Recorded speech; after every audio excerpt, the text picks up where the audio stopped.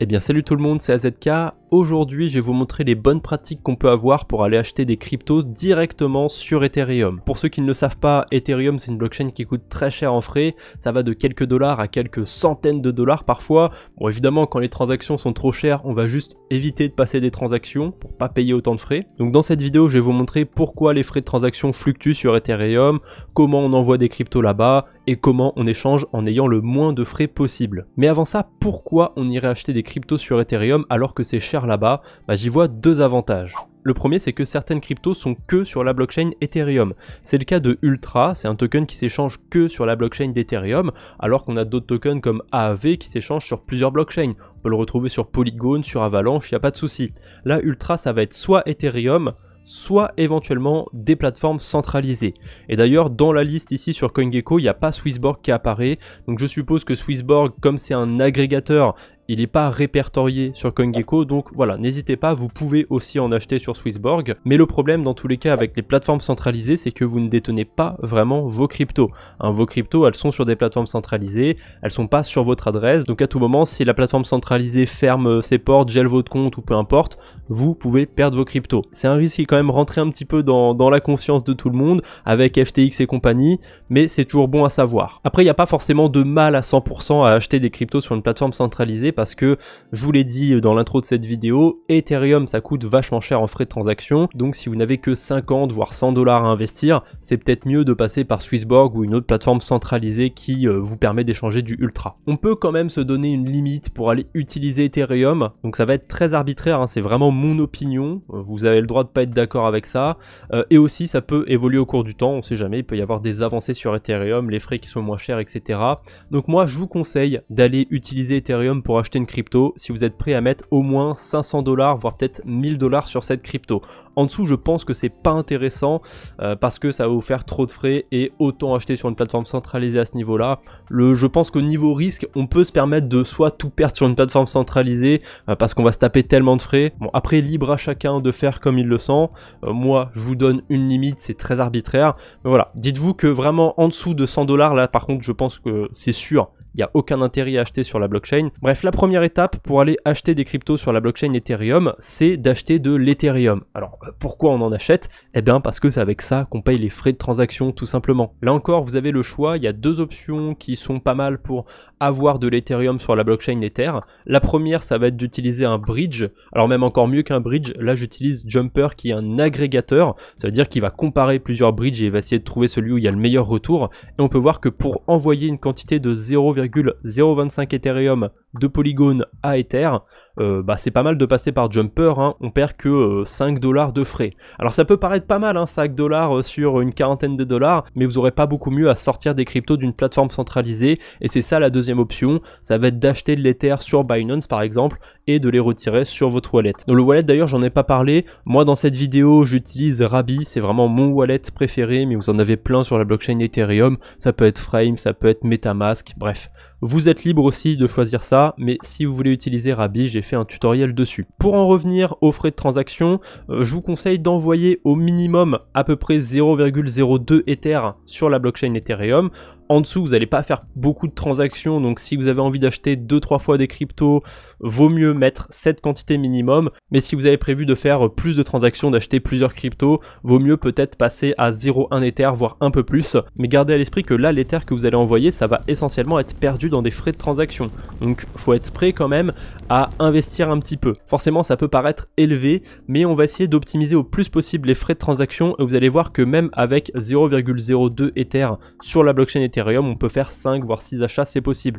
Le souci c'est qu'il faut quand même garder de l'Ether pour ressortir vos cryptos un jour. C'est pour ça que je vous dis d'envoyer une quantité aussi élevée que ça d'Ethereum. On aurait pu croire que si une transaction c'est quelques dollars, on envoie quelques dollars. Non, c'est pas comme ça. Et tant que je suis sur Jumper, je termine. On peut aussi envoyer n'importe quelle crypto vers n'importe quelle crypto tant qu'on peut l'échanger bien évidemment.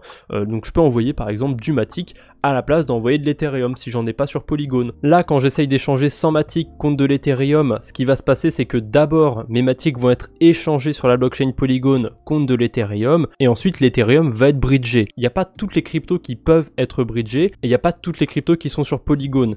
Donc si vous voulez faire le petit malin et convertir du Matic directement en token UOS, bah, c'est possible techniquement, un Jumper peut vous le faire, mais il y a deux inconvénients. Le premier, c'est qu'il vous faudra forcément des cryptos sur Ethereum parce que ça se passe en deux fois. D'abord, vous bridgez du Matic et ensuite vous échangez le Matic contre du UOS. Et ça, vous le faites sur la blockchain Ethereum, donc ça coûte des frais. Et le deuxième désavantage, c'est que généralement faire ça, ça coûte plus de frais. Si jamais vous voulez tester Jumper, vous avez le lien en description. Et de toute façon, vous avez le lien de tous les protocoles dont je vais vous parler. N'hésitez pas à la fin de cette vidéo à aller voir cette foutue description. Donc là, on va dire que c'est bon, vous avez envoyé n'importe quelle crypto, on va dire du Matic vers de l'Ethereum. Vous avez de quoi payer vos premiers frais de transaction sur la blockchain Ethereum.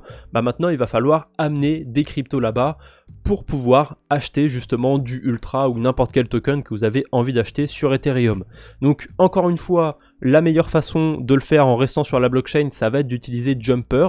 Donc vous voyez que si j'envoie 500 $ depuis Polygon, je reçois 495 et des poussières sur Across, et vous voyez que là il n'y a pas forcément mieux si on regarde en dessous. Alors si, on peut trouver mieux, vous voyez c'est l'exemple de Stargate et de Amarok, mais pourquoi il ne les met pas tout en haut? Eh ben parce qu'on se tape masse de frais. Je vous ai ouvert Stargate par exemple, quand on va faire une transaction dessus, on va devoir payer énormément de frais. Une transaction de base sur Matic, ça peut monter jusqu'à aller 1 $ maximum quand la blockchain est congestionnée et que c'est un peu cher, mais c'est vraiment grand maximum. Là vous payez 14 Matic. Au cours actuel, c'est 15 $ facile, donc ça fait très très cher la transaction. Pourquoi vous payez autant? En fait parce que Stargate il va vous prendre du Matic pour pouvoir payer une transaction sur Ethereum.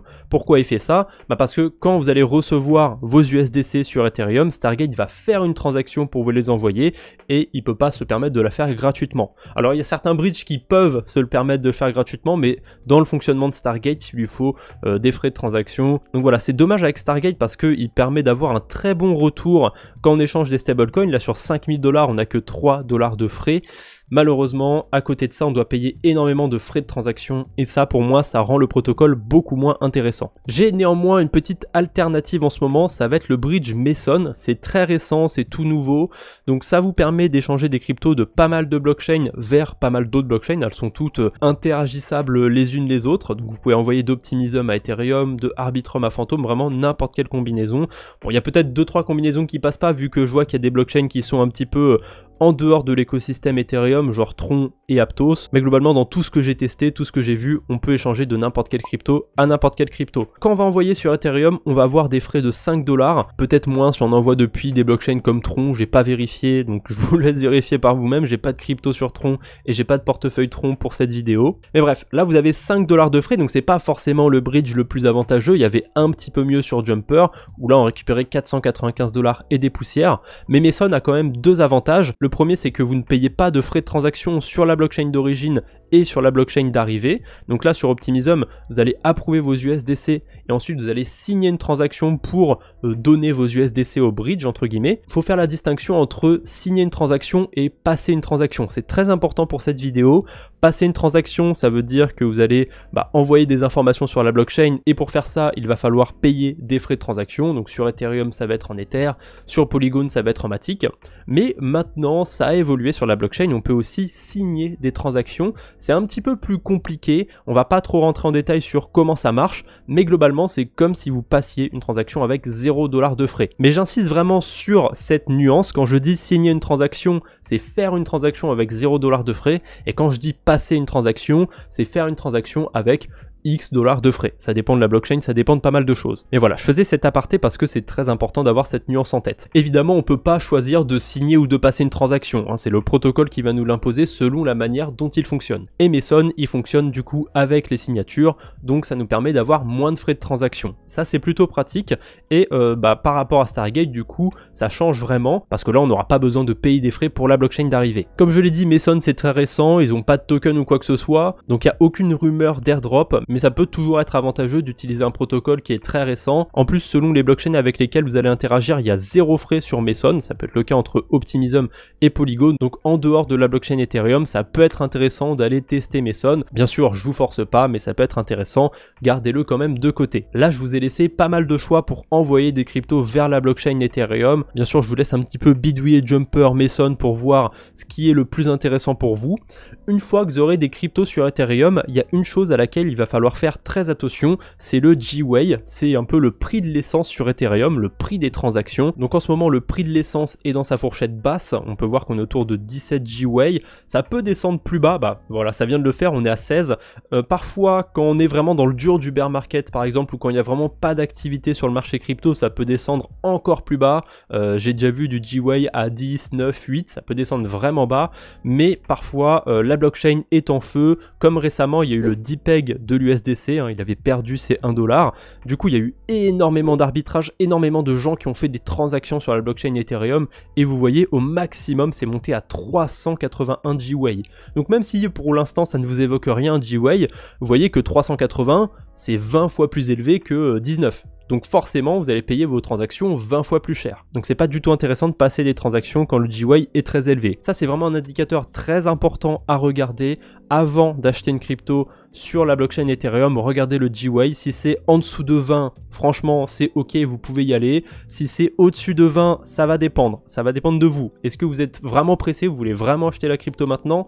Si oui, je vous conseille de rester en dessous de 40 voire 50 Gwei si vraiment vous êtes pressé.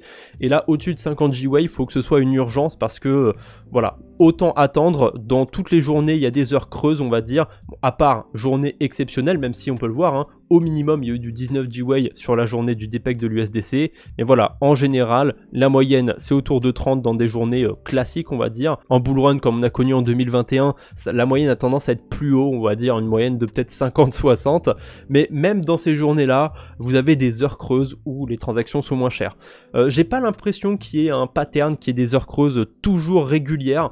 C'est un petit peu au petit bonheur la chance. Après, peut-être que je me trompe, n'hésitez pas à me dire si vous en savez plus dans les commentaires. Mais voilà, je me suis peut-être un peu trop attardé sur le gas tracker, mais c'est très important, allez faire un tour avant de passer une transaction. Bref, on parle de transaction, c'est l'heure d'en passer à présent. Je vais vous montrer le meilleur agrégateur pour échanger des cryptos sur Ethereum, et ensuite le deuxième meilleur agrégateur. Je mets des guillemets à mon meilleur parce que c'est pas vraiment un agrégateur, on en reparlera. Bref, là je suis sur OneInch, et OneInch ils ont implémenté une fonction qui est juste incroyable. Bon, le souci c'est que ça va pas marcher avec 100% des cryptos, mais je l'ai expérimenté personnellement avec Ultra, ça marche super bien. Vous mettez par exemple 500 USDC, imaginons que vous ayez bridgé 500 USDC, bon techniquement vous avez un peu moins, donc on va dire 495, vous voulez les échanger contre des UOS, et ben il y a deux manières d'échanger. Soit vous utilisez le mode fusion qui est tout nouveau sur OneInch, soit vous utilisez le mode Legacy, donc c'est comme ça qu'on faisait des transactions historiquement, et on peut toujours en faire. Donc Legacy, ça va vous faire passer une transaction, et Fusion, ça va vous faire signer une transaction. Normalement, si vous avez suivi la vidéo, vous avez compris la nuance entre les deux, et on peut le voir ici, de toute façon, le mode fusion coûte 0 frais, et le mode legacy coûte 5$. Le souci du mode fusion, c'est que parfois, vous pouvez attendre très longtemps sans passer de transaction. La fonction fusion est assez complexe, mais concrètement, il faut que quand vous achetez une crypto, il y ait quelqu'un à côté qui a envie d'en vendre de cette crypto, ou en tout cas qui ait un échange dans le sens contraire. Ce qui va se passer quand vous allez passer une transaction en mode fusion, vous allez attendre 3 minutes et OneInch va essayer de vendre votre crypto. Alors imaginons que vous deviez récupérer 1000$ sur cette crypto, OneInch il va être assez astucieux, au début il va essayer de récupérer un peu plus, donc il va mettre un ordre où il peut récupérer 1005 USDC par exemple, et petit à petit sur les 3 minutes il va descendre jusqu'à 995$, on va dire, je sais plus exactement ce qu'il prend comme fourchette et je crois qu'on peut modifier ça, mais voilà, concrètement il va prendre un petit peu au-dessus, il va descendre petit à petit jusqu'à ce qu'il trouve un acheteur en face. Et dernière petite chose par rapport au mode fusion, ça vous protège des attaques MEV. Donc le MEV, pour faire simple, c'est des bots qui vont voir vos transactions et qui vont acheter avant vous et vendre après vous. Comme ça, quand vous allez acheter, ça va monter un petit peu le prix d'une crypto et ils vont pouvoir vous faire acheter plus cher entre guillemets et vous dumper à la tronche. Là, ça va pas être possible avec le mode fusion puisque on passe pas vraiment des transactions, on va signer des transactions, donc il n'y a aucun moyen que le bot puisse voir ça. Donc vous avez deux modes, le mode fair et le mode fast. En gros, le mode fast il va commencer un peu plus bas et descendre un petit peu plus vite sur les 3 minutes, Et le mode fer, il est plus long, il dure 6 minutes, mais il commence un petit peu plus haut pour essayer vraiment de gratter le plus possible du OS. Et vous avez carrément le mode action où là ça dure 10 minutes et ça commence au minimum 1% au-dessus du prix de la crypto. Bon, vous avez assez peu de chance que ça passe à ce prix-là, mais on sait jamais. Il suffit que vous passiez l'ordre pile au moment où la crypto elle fait un plus 2, plus 5%, c'est parfait. Allez, comme je vous l'ai dit, j'ai un deuxième agrégateur qui vous permet d'optimiser au plus possible vos swaps. Ça va pas vous permettre en revanche d'avoir des transactions gratuites, vous allez forcément payer des frais de transaction, mais ça va vous permettre de comparer en temps réel plusieurs agrégateurs comme OneInch. Alors pour rappel, les agrégateurs c'est des plateformes qui vont comparer plusieurs plateformes où on peut échanger des cryptos. Bah là on va comparer les plateformes qui comparent. Autant vous dire que c'est plutôt craqué et généralement ici on arrive à avoir le meilleur retour. Donc c'est le méta-agrégateur de DeFi Llama, mais comme d'habitude vous avez le lien dans la description.